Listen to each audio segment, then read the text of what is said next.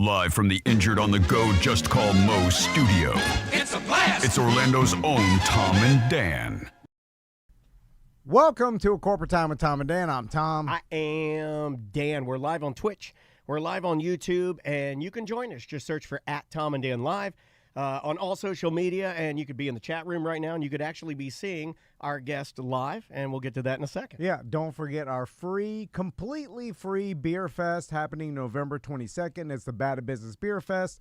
We start giving out sample cups at noon. Beer starts pouring at 2. We've got live music. We've got tons of vendors, food trucks, and free beers and seltzers and THC beverages. Yeah, every beverage that alters you will be there. Yeah, you got to be 21. Bring your ID. Yep, bring your ID and bring your family, bring your pets, bring your grandma. It's a family-friendly event. It's always a really cool day, and the weather's going to be phenomenal. Yep, and then the next day, Sofa and Suds, the Sanford Couch Races. Yes. That starts at 2, and Daniel and I will be hosting that as well. Yep, we took the bed races from Key West. We made it better by making them sofas and putting it slap dab in the middle of downtown historic Sanford. Let's get to our weird job. Yes, sir. I got a weird job theme for him, so right. Here we go. This is a different one. This is kind of, maybe you can hear the theme and then go like, ooh, I think I might know what our guy does. All right, let's see if this thing works here.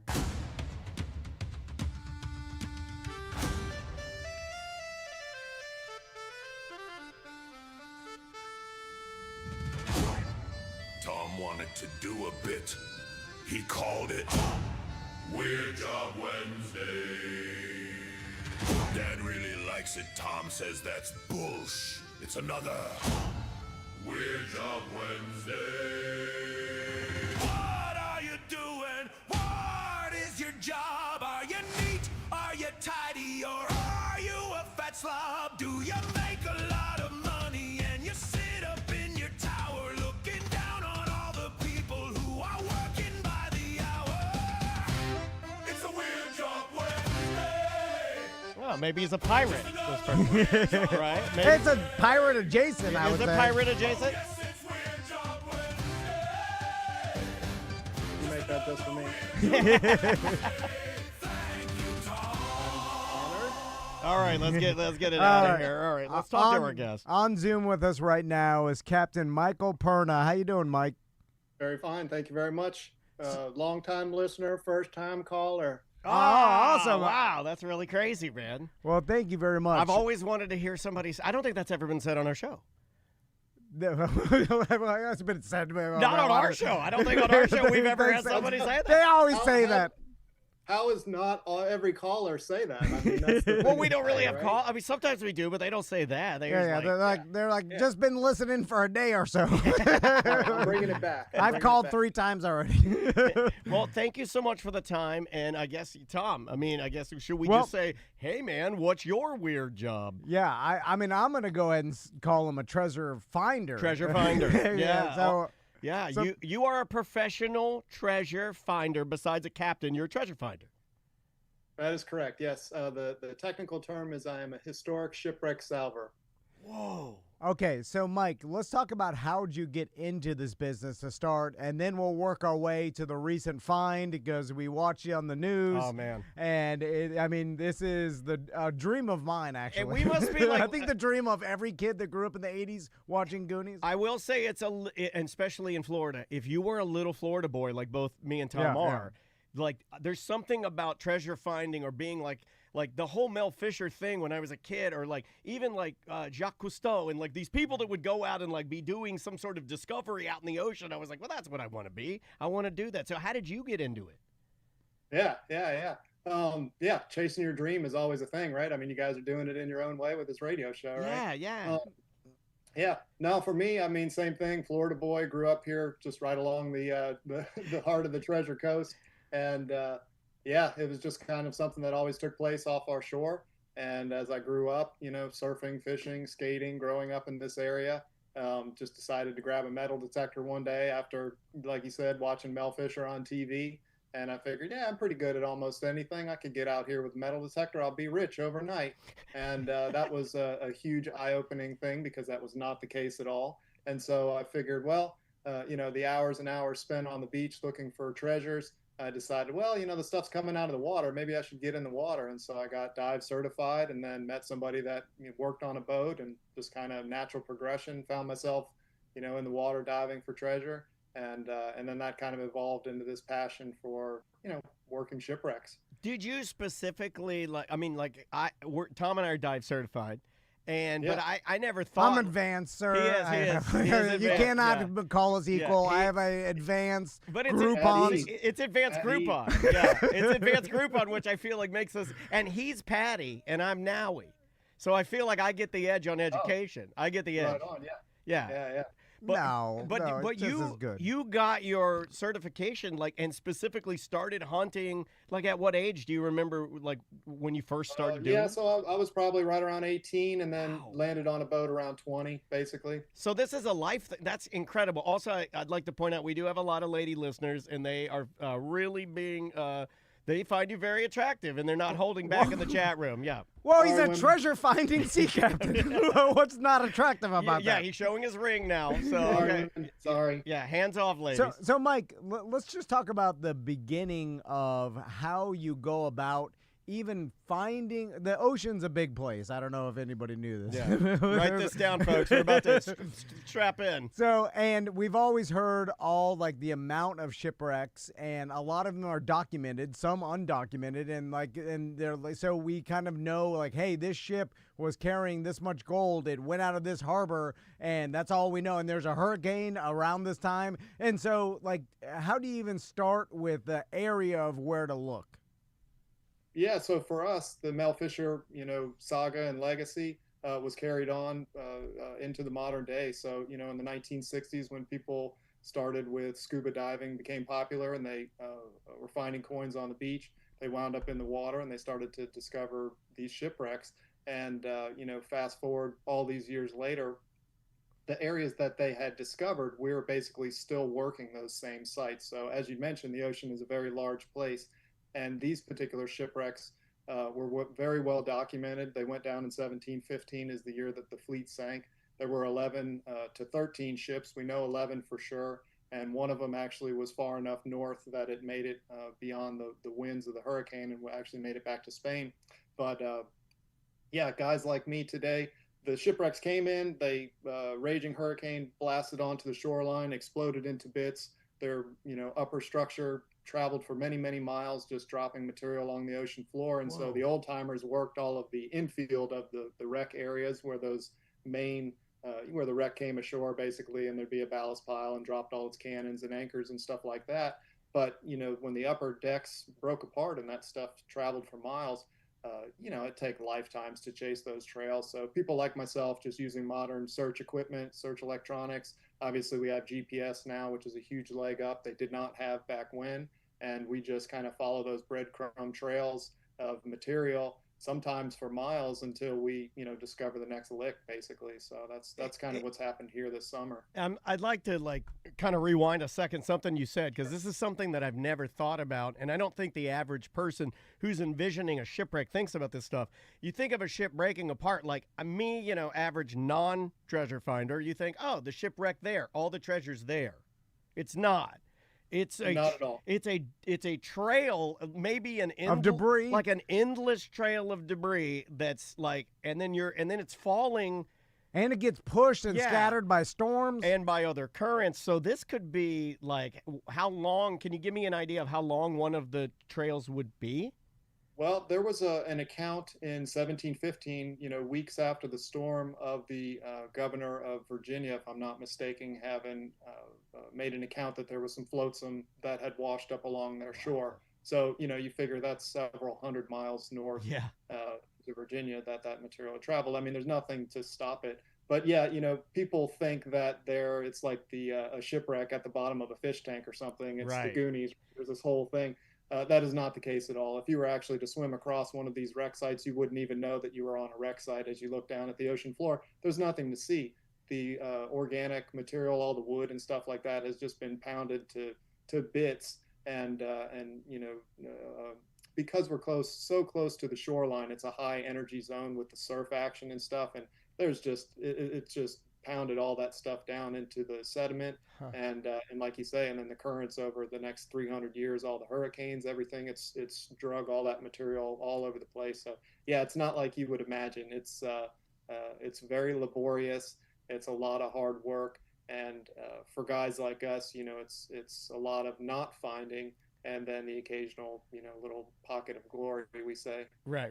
So Mike, how much like on the ocean searching do you do compared to in the ocean or underwater? How's that balance? Is like a lot of the equipment searching for like sonar, like weird shapes above the ocean, then that's when you dive? Like, tell us about that process. Yeah, so part of what we're doing out here, because there has been that 40, 50-year run of people working on these sites, they did a very good job back when keeping records of where they were finding stuff. And so we can use that as kind of a base map, so to speak, of where to then search from. So for example, if we look at that map and we discover that someone has found a piece of silver or gold here and then a piece there, we can draw a line and now we want to search over here, kind of thing. Sonar is definitely a piece of search electronics that is in our arsenal. But kind of like I mentioned, there's very few artifacts that actually stick out of the sand. And so the way that sonar works, it doesn't really penetrate subsurface. So, if there were something large sticking out of the sand, then sure, it would see it. But for these types of shipwrecks, again, because they've just been so decimated, the sonar is not rendered useless, but for actually identifying a target that we would want to go search. So the piece of search electronics that we use with remote sensing in particular is called a magnetometer. And that is I guess in layman's terms, it's basically a device that measures the magnetic field of the Earth. And so if you were to take something like a piece of iron and set it in front of the sensor, it would disrupt that because iron is magnetic. And so it disrupts that. And so that sensor would sense that object. That's and cool. So on these old shipwrecks, there was a lot of iron in the way of cannons and anchors, and certainly muskets and pistols and swords and cannonballs and all of these types of things. And so the magnetometer will sense that. Of course, it won't sense any of the precious metal that we're searching for. So it's kind of an evil trick that God has played on us, that we can find all of this other, other type of material, but not exactly what we're looking for. But nevertheless, for searching in areas that are, what we would call out in the middle of nowhere, because they're so far from the main piles of the wrecks, this is kind of the best thing we have that eliminates, the entire ocean and gets us down into more of a narrow search field. And then we can really get down there with metal detectors and, sift around and use our expertise and our methodology to sniff out those trails and stay on them. So That's it is awesome. like a real live treasure hunt for sure. Yeah, man, that's crazy. So, yeah. Mike, I'm curious with how much of your job is being an archaeologist as well as, you're trying to find the precious metals, like you said, but you also come across a lot of Artifacts, right? artifacts of stuff, Yeah. and you have to know what they are. And how much of your job is that? Yeah, no, exactly. From doing it for many, many years, I can oftentimes just look at something and kind of see more or less the shape of it. But from laying in the ocean for several hundred years, iron especially encrusts, and so it'll just get like a very large concretion around it. And, unless you have kind of a discerning eye from having done this with much experience, you would look at that and think, wow, it just looks like a rock, and never know that it's in fact a pistol or like, a sword handle or something really cool like that. But yeah, that's just kind of experience and being in it.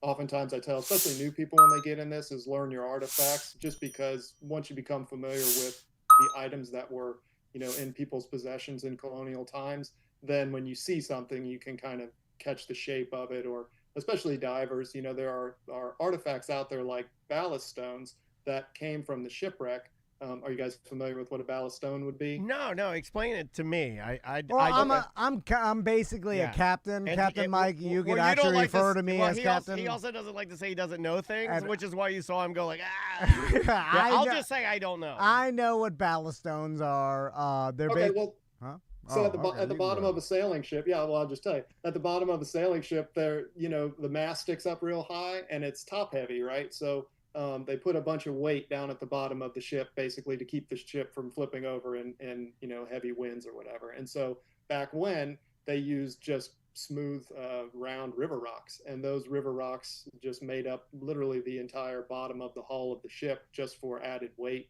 and that's what they call ballast. Today in sailboats, when you see like the keel of a sailboat, it's actually completely full of lead. Most people don't know that, but that's what they use nowadays. I didn't know that. Anyways, the point of telling you all of that is that if a diver is out swimming around and doesn't know their artifacts per se, they could swim by what could potentially be a piece of a shipwreck, Sure. Just in the way of those ballast stones laying on the ocean floor. So similarly, we just tell people, learn your artifacts so you can spot those types of things. So I'm curious too, when you actually are scuba diving an area that you are searching, what is involved with, what are you exactly looking for? I've seen like video, and like we mentioned Mel Fisher and like other, treasure hunters. They sometimes employ giant vacuums that are sucking from the top of the ship, or the scuba divers essentially just sucking sand in an grid area. So then they're basically, sifting it on the ship itself, and they have a crew doing that. I've seen other treasure hunters turn their these giant propellers essentially to blow water down at an area to blow the sand out, and then essentially look that way. It's kind of like if you ever go to the beach and you're using your hand to blow the sand away from a shell, like it exposes underneath. So do you use any of those methods? Is it all just scuba divers looking by hand? No, you nailed it. I mean, everything that is available to us, to get the job done is in the arsenal. So yeah, we would use any and all, methods that are what I would say legal and practical to go ahead and do what we do to search. So yeah, sometimes the material is relatively exposed or not under a lot of sand, and sometimes it's under a lot of sand, and it does require, removing that sediment for sure. Well, you're doing this, and you're doing it, obviously, like the archaeological aspect of this and the historical aspect of this, there's some ethics that go with it. So you're out there collecting things and you're finding this treasure, but do you ever have to deal with people that, because this is this is Spain's gold. It belongs in a Spanish museum. I'm sure you deal with that, but what about just rogue people that think this is a sexy thing to do, and they're like, well, I can just go out there. Do you ever have to deal with anybody just doing it like amateur hour style, or I guess, is that illegal, or how does that work? Because you guys are obviously in charge of an area, and that's your area, and you are licensed to do that, right? Yeah, so that is part of my pitch here today, is just to express to everything that everything that we're doing out here is 100% legal. And so the company, I'm actually a subcontractor, so I have my own boats and cool, my own operation, but I do not have I do not hold the permits to do this. The company that does is called Queen's Jewels LLC. Yep. And they hold all of the admiralty rights from the pretty much carried over from the Mel Fisher days, and then we work on those areas as subcontractors. But you're absolutely right. There is a bunch of regulation and red tape that shrouds all of this. And if your average person were to go out into the water and do this, I mean, obviously, you're not going to get in trouble unless you get caught. But if you did, you find something and you report it or make that public, I mean, there's certainly a subject to being fined and arrested and all of this kind of stuff too. Because there is a lot. So with everything that we're doing is all very much above board. So, Mike, what if me and Daniel took my boat out, and then we just this followed is kind of what you? I was talking about. Yeah, this is kind of the scenario I was dreaming of. We both got, I got my scuba diving equipment. I'll use your wife's gear. Yeah, and then we go out there, we see where you're at, and then we're just we'll just get follow 100 yards away, and then Daniel, think he saw me. I think Captain Mike saw me. We jump in there, and we're searching down there. We're like, this has got to be the area. And this guy kicks up silt like a madman. He does not have a delicate flipper. He's big feet in it. I have no gauges. It's all leaking. Anyways, like pig pen down there. So what happens if someone's like on your area or in your area? Like, can you kick them out? Like a hot dog cart. You know, hot dog carts have areas. If you're at the hot dog cart's area, you beat the other hot dog cart man up. Well, if you go into someone, that can get pretty competitive, right? Dude, you're allowed to shoot someone in Florida if they're stealing lobster from your traps. Yeah, like, especially in Publix. In Publix, you can shoot them if they're stealing lobster from the back. Yeah, no bueno is the short answer to that. Also, I would say that I would be glad to give you the GPS coordinates to the area that we were in because, you know, without the high level of experience and the ability to do the work that we do, again, you know, you basically stand no chance. Yeah, we'd die. I know what gold looks like. I've seen it. We're in a tiny deck boat. But you know, it's very difficult. So yeah, it's not as easy as just I'll go out there and, you know, the chances. I would say that if, you know, you did strap on a metal detector and gave it a shot and found something, it would just be, you know, an absolute stroke of luck. So, yeah. Well, I'm a very lucky guy. Yeah, and fantastic. Maybe I'll start following you around. And hey, if you're that lucky, just come with us. You know? I'm joking. We need more sea captains on our show. Well, here's making me laugh. Well, here's the thing, Mike, is that everybody, and then let's get to the actual discovery that you guys just did, because everybody only sees that, and they don't see the 10,000 hours that you went out and just, you know, worked all day, every day, grueling work, all for nothing, you know, and then they only see the hit and the treasure find. So let's talk about, you guys just stumbled across $1 million in gold and silver, right? Yeah. No, you're absolutely right. We have a joke on the boat that, you know, this is the kind of thing that they don't show in the treasure books, because that's basically what we do. I mean, it's a lot of hard work. And then every once in a while we have these little pockets of glory. And, you know, much like me being on your show now, everybody reminds us how great we are. But, you know, the rest of the time we're kind of sucking mud for sure. Yeah, that's a real thing. With this particular find, it can get a little confusing. We have a 2-boat operation, and so I'm in charge of one of the boats, and then we put together another boat this summer, and a guy who's been diving with us, Levin Shavers, he's now the captain of that other boat. And then lo and behold, right out of the gate, third day out, he wound up kind of getting into, you know, a silver coin, and then that led to another silver coin, which led to a few more silver coins, which by the end of the summer wound up being 1,051. And so on the other boat that I'm on, we wound up finding the 5 gold coins. So it's kind of a nice contrast, and you know, the cherry on top of what was a fantastic summer for sure. So Mike, when you hear that someone found the first silver coin, do you know immediately it's like, oh, we're on it, or it's somewhere near here, or could it just be a rogue? And like, have you found one and none other ones before, or is like that one coin the start? You know, it's the start of it. Oh yeah, no, that's it. The ocean giveth and the ocean taketh away. I mean, you know, whenever we're finding stuff, you know, the faucet can turn off at any time. And yes, sometimes, you know, if we just happen upon what would be a scattering of material, we may find 1 or 2 here and there, and then that could potentially lead to more singles, or, you know, then the next dump.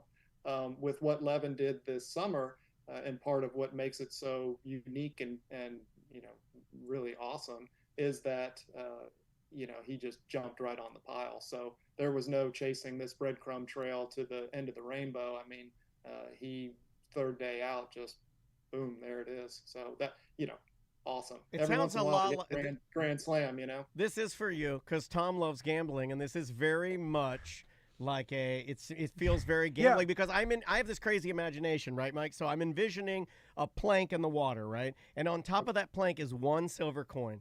And this plank's just floating through the ocean or whatever, and then the coin, and it just dips to one side, then the coin just falls. You know what I mean? Like, and then you go, and then you guys are out there with your boats, and you're spending tens of thousands, millions of dollars, and you suck up 1 coin, and that's all that's there. And that's like, wow, that's wild. That's mind-blowing. Or 1,000, or it could be 1,000. But just like gambling, and Mike knows, most people don't win. Most people don't find treasure, I imagine. And is the ocean the house? Is that, I think, the ocean always wins. Here's the thing. It's you know, to reference, you know, or make the analogy, chasing your dreams, part of chasing your dreams, you have to be persistent. So if you really want to make something come to fruition, you just have to keep at it, and you will be successful, but you just have to keep going. But what I was going to say, what's fantastic about your mental image of the plank and the coin, part of what we're doing here, part of all of this is treasure really sparks the imagination and creativity, much like, astronauts, dinosaur bones, and firemen and stuff like this.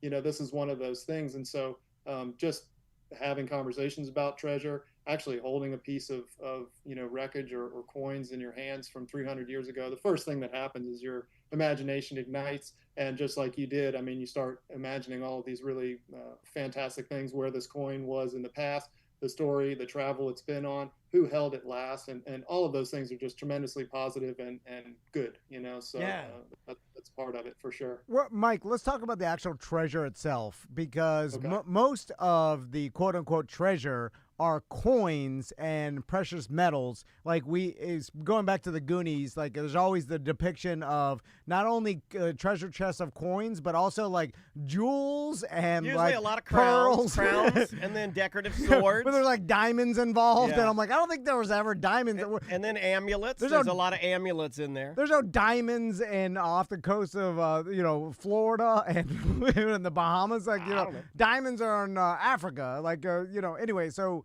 that's what we're looking, just all precious metals, correct? No. In fact, Get him, Mike. I invite you to go check out some of the, any of the literature that you can find on it. But there's a really great website. It's a nonprofit. They're called the 1715 Fleet Society. I'm on there And you right can now. go on there. Yeah, you can go on there, and every month they post a treasure of the month, and then they show different treasures that have come up out of the waters out here. But one of the most famous and magnificent and valuable emerald mines in the world is down in Colombia. And so after the original conquests, once they started mining these precious gems and stuff, absolutely, they would put them in jewelry. They were sending them back to Spain in raw form to be made into jewelry there. So yeah, anything that you could imagine that would be on one of these ships is absolutely on one of these ships. And that was part of the lure of the New World to people in the Old World back when, to kind of get them to risk their life and limb and cross the ocean, in the pursuit of potentially wealth or a better life. And yeah, there was a lot of really, really cool artifacts and things like that What's one of the manufactured. strangest things you've ever found, like personally? God. Yeah, I always try and arm myself with answers to these questions. I honestly couldn't tell you. I mean, we find so many cool things. Strangest, I don't know. I guess I certainly would have to think about it for a I always bit. like it when they find something that you don't think people had, like where they're like on the Titanic, and we found a chamber pot, and I'm Yeah. like, somebody like years ago crapped in there, I'm like, that's wild, A chamber Okay, well, pot. well, Yeah, I don't know. I'm since- just trying to since think of we're- something out there. It's not treasure, but Well, since we're talking about things like that, they actually used to have, they call them Gleister pumps, and it was basically like a giant syringe that they would fill full of salt water and okay. and relieve constipation. So that I've never personally found one, but that is definitely one of those types of Oh, artifacts. that's my kind of treasure, Mike. Yeah. Yeah, and I'd like, you know what? A real man captain is talking about down there. He goes, We got a whole bunch of old douchebags. Yeah. But there's that kind of stuff too. Part of what we're doing, I mean, even as long as I've been doing it, I never ever stop learning. I mean, we're not only creating this treasure map in reverse, so to speak, by finding these artifacts and then putting their locations on the map, and that reveals kind of the footprint of what's happened to the wreck over time, after the sinking. But, once we find an artifact exactly that, you look at it and you say, geez, what the heck is this thing? And then that causes everybody to do a bunch of research. This summer, in fact, one of the unique artifacts that we found that is featured on that 1715 Fleet Society page, there was a lead seal.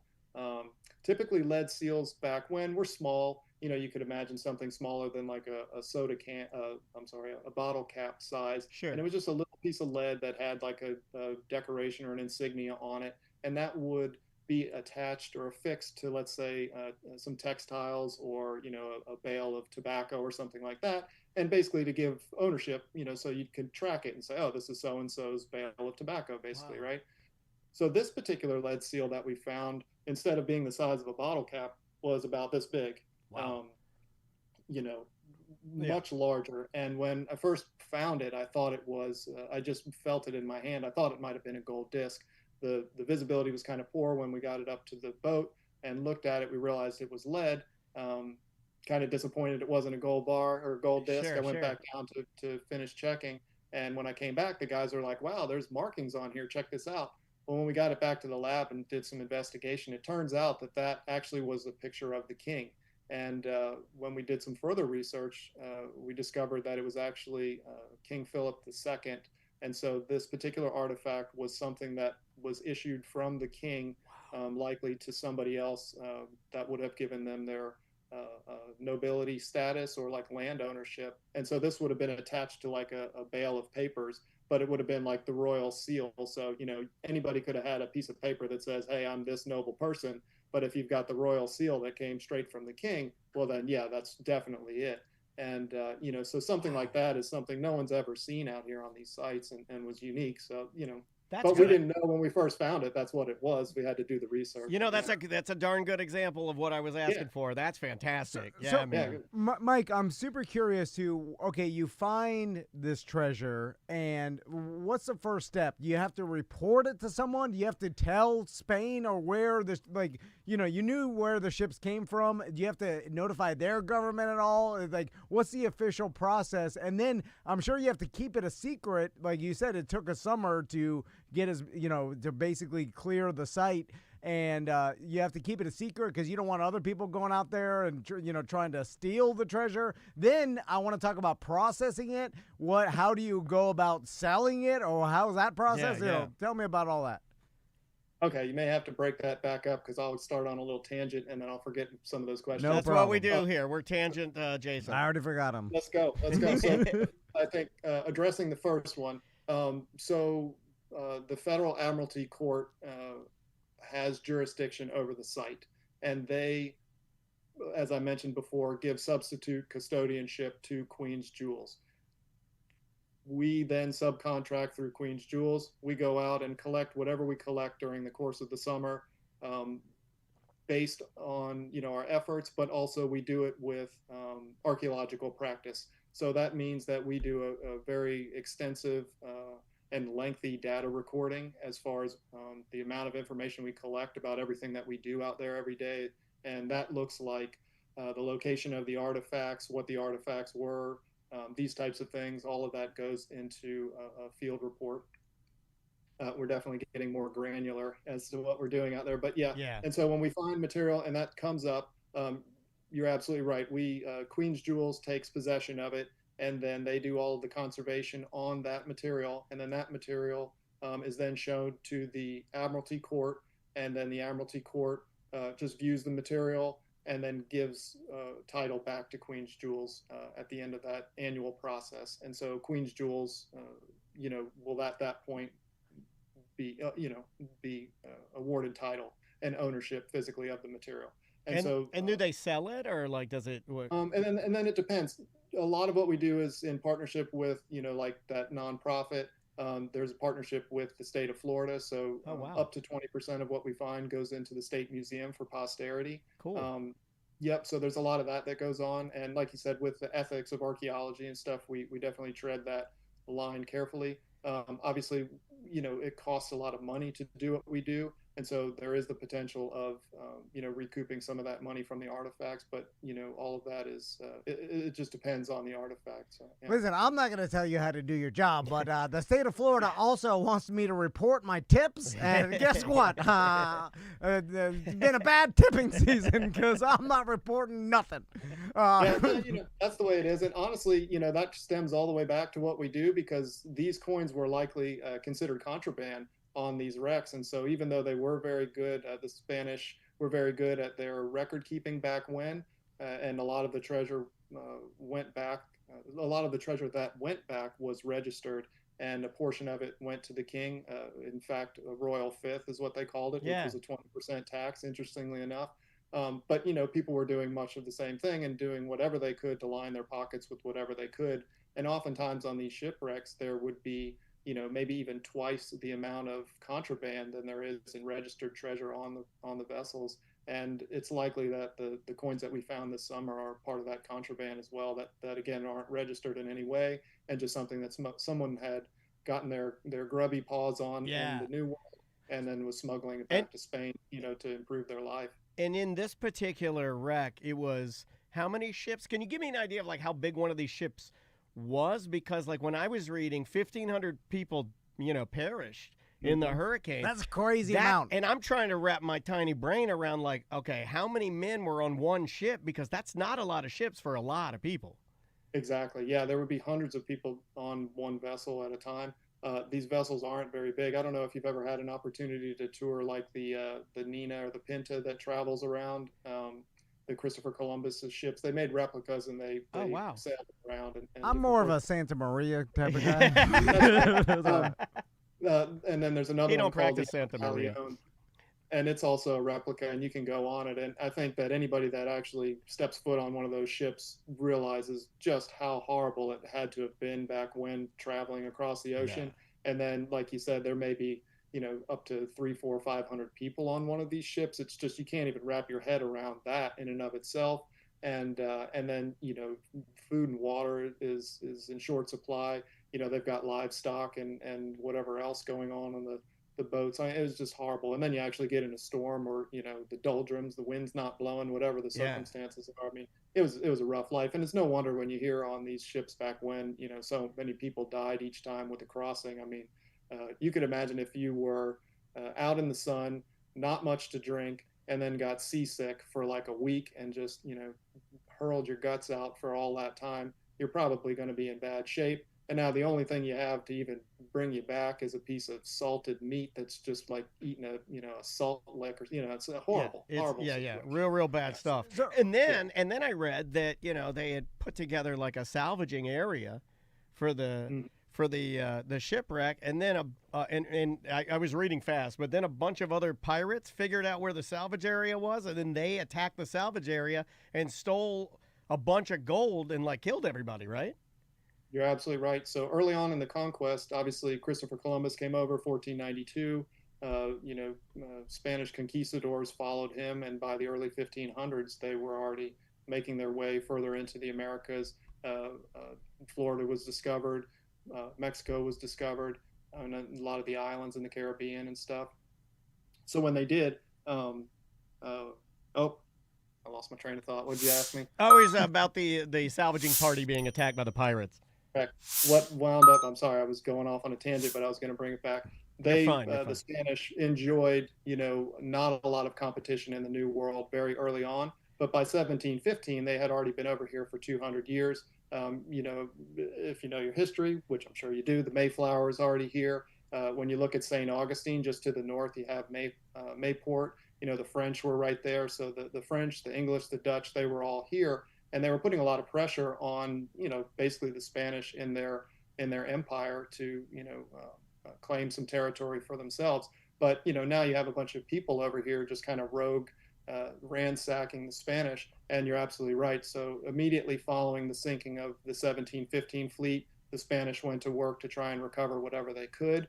But, every day there's another ship on the horizon sailing by, and every once in a while those ships would come ashore and, well armed and raid those camps where the Spanish had their recovered, treasure. Horrible basically. life. This is a horrible life.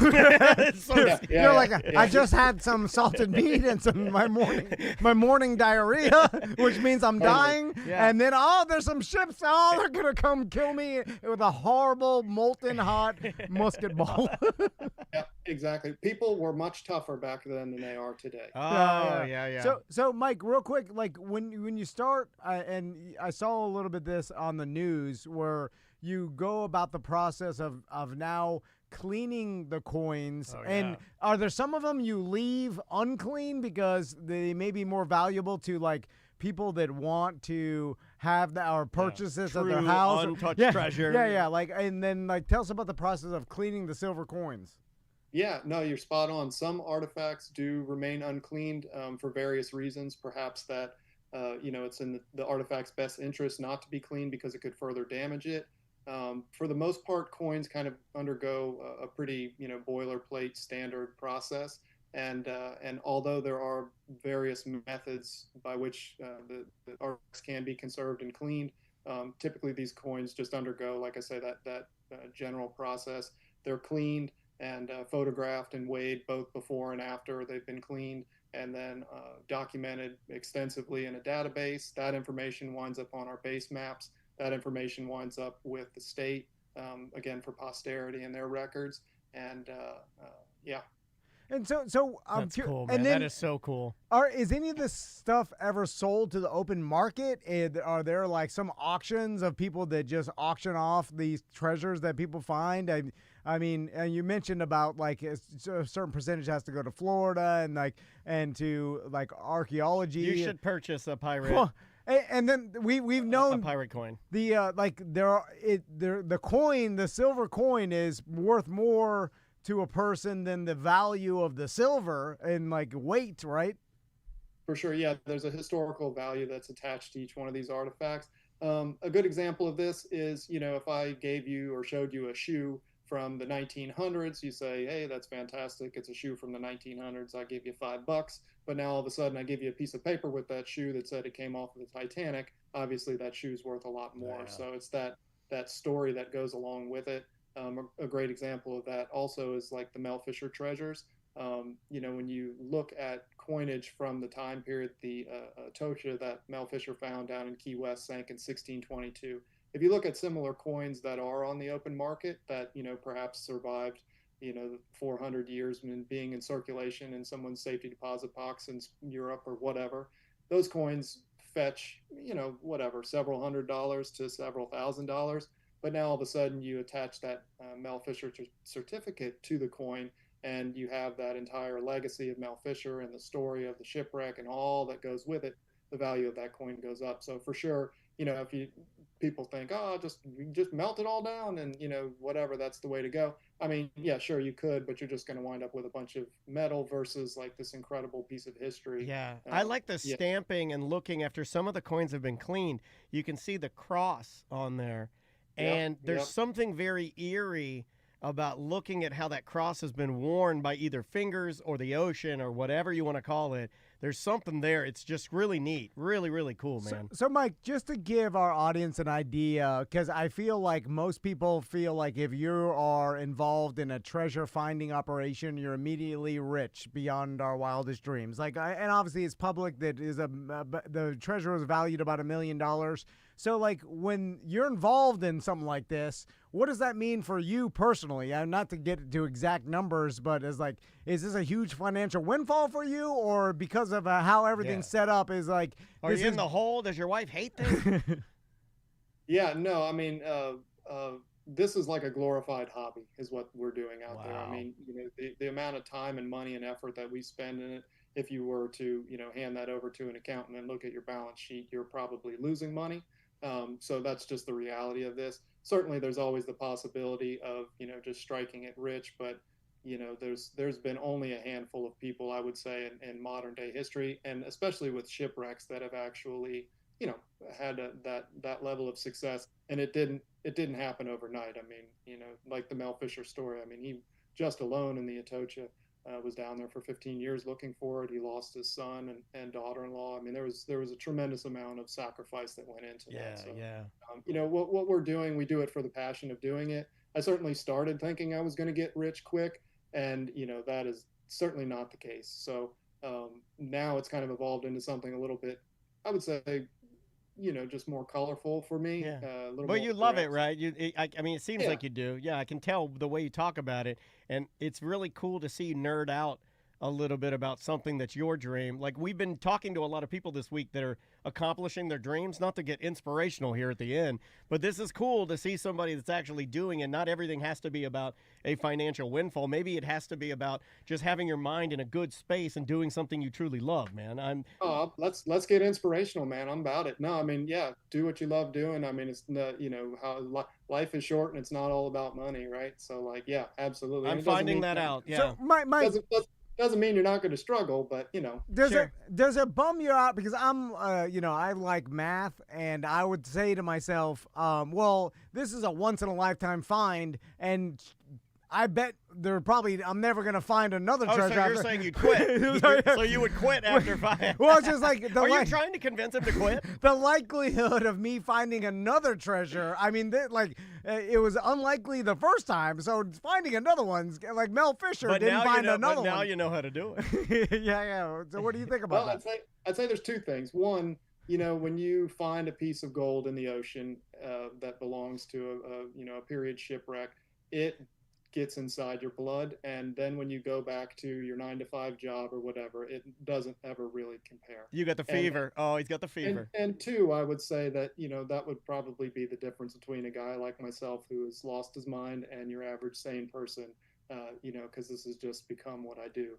And so for better or for worse, when we're finding and we're not, we've got an expression, you can't find it at the dock, so we go whenever we can. So, yeah. Unless you're talking fentanyl, and you can't find that at the dock. Well, you're out on the water, you're diving, like it's a pretty good day. This is my favorite we've done, man. I'm telling you, we've done a lot of weird jobs, but damn, treasure hunter, top tier. Yeah, I like being out in the water, scuba diving. Like, if you're doing that every day for your job, you already won there, I think. Yeah, you guys are certified, man. Next summer when we get fired up, come on out. Oh yeah, hey, well, listen, I'll take you up on that, man, for sure. I'll start stuffing silver coins in my wetsuit. I'm definitely gonna steal from you. Why do you look so fat? Like this guy's gained 40 pounds. We're tough, man. We've shake you down. I'll tell you what, you could do the broadcast from the back deck while we're working. Dude, we could do a live from a treasure hunting boat. It's so obvious. I'll stuff them somewhere you can find them. And then I'll get that needle. We'll get the douche needle. The callback on the Gleister for sure. Mike, thanks so much for talking to us today, man. Hey, thanks for having me on. And, shout out to Austin Daly for setting this up. Yeah, thank you, Austin. Hey, let's do it again sometime. And honestly, let us know when you fire it back up. We'd love to talk to you again, okay? You got my number. Give me a shout next summer. We're going to be going. And if we find something, I'll give you a ring. We'll do this again. You got it, man. Thank you again for the time. Have a great weekend. See you, man. All right. Oh, wow. That was a goodie. We will see you tomorrow.